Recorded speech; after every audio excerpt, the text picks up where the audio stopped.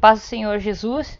Eu gostaria de deixar uma palavra hoje que se encontra no livro de Jeremias, capítulo 50, do versículo 17 ao 20 e do versículo 28 ao 29. Está escrito assim: Cordeiro desgarrado a Israel, os leões o afugentaram.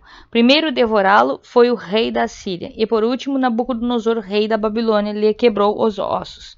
Portanto, assim diz o Senhor dos Exércitos, o rei de Israel: Eis que castigarei o rei da Babilônia e sua terra, como castiguei o rei da Assíria. E farei retornar Israel para sua morada, e pastará no Carmelo e em Bazã. Fartar-se-á na região montanhosa de Efraim e em Gileade. Naqueles dias e naquele tempo, disse o Senhor, buscar-se-á a iniquidade de Israel, mas não haverá o pecado de Judá, e não será achado, porque perdoarei aos que restarão. E no versículo 28 e 29 está escrito assim: Ouve-se a voz dos que fogem e escapam da terra da Babilônia, para anunciar em Sião a vingança do Senhor nosso Deus, a vingança de seu templo. Convocai contra a Babilônia a muitos, todos os que manejam o arco, acampai ao redor, que não tenham escapatória. Paguem-na conforme suas ações, o que ela fez, fazei-lhe, porque se portou com arrogância contra o Senhor, contra o Santo de Israel. Bom, irmãos, aqui a palavra ela começa a dizer, né, sobre o que aconteceu com o povo judeu.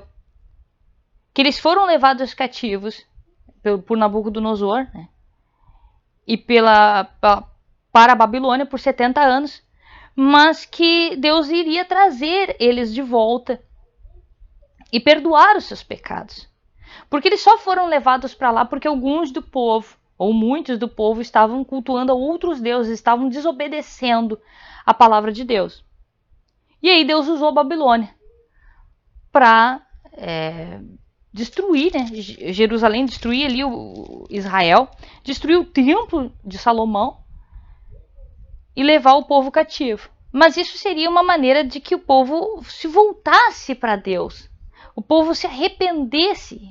E aí Deus, quando Deus viu o arrependimento, quando Deus perdoou os pecados de Israel, Deus também prometeu a vingança sobre a Babilônia. E a Babilônia, como ela destruiu o templo de Deus, isso aí foi uma grande afronta. Ela foi destruída por Deus também da mesma maneira. E a Babilônia era muito arrogante, porque como ela vencia muitos povos, não era só Israel, eram muitos povos que eram despojados, que eram destruídos, né, pela Babilônia. Deus ele planejou, né? Então Ciro, o povo medo-persa lá, destruiu a Babilônia por volta de 539 a.C. E hoje não se ouve mais falar da Babilônia, né? Então, irmãos, esse é um aviso, é algo que Deus ele nos alerta sobre que o nosso pecado, ele às vezes acaba afetando outras pessoas, acaba afetando outros inocentes. Alguns do povo judeu pecaram. Todo o povo foi levado cativo por 70 anos. Tem muita gente que acha que o nosso pecado não faz diferença, mas na realidade, quando até a própria história de Davi mesmo, Davi fez um recenseamento do povo contra a vontade de Deus. O povo, muitos do povo morreram por causa disso, por causa do pecado, do erro dele. Então a gente tem que tomar cuidado, irmãos, assim como também tem lá em Jeremias 25, 29, de que Deus ia começar o seu castigo sobre a face da terra por causa da cidade que se chama pelo nome dele, que dizem que é a igreja.